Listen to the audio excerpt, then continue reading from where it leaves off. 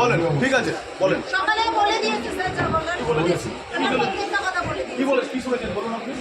উনি বলেছে যাদের পেমেন্ট ফেল আছে তাদের একটা অ্যাপ্লিকেশন করতে হবে, আপনারা জেলা শোনেননি, আমি ঠিক শোনেননি, বলেন। পুরোটাই বলেছেন।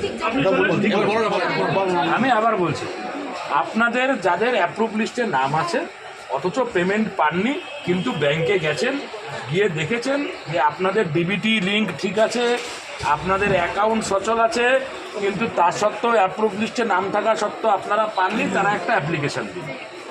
পরিষ্কার।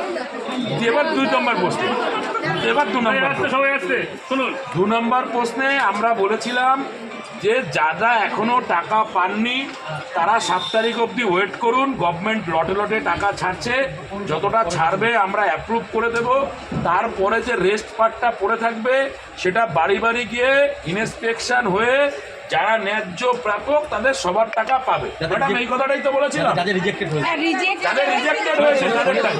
রিজেক্ট কি কারণে হয়েছে সেটা আমাদের কাছে নেই। আমি বলি আমাদের লোক দিয়ে যেটা ইন্সপেকশন করেছিল সেটার উপর থেকে কোনো রিজেকশন হয়নি।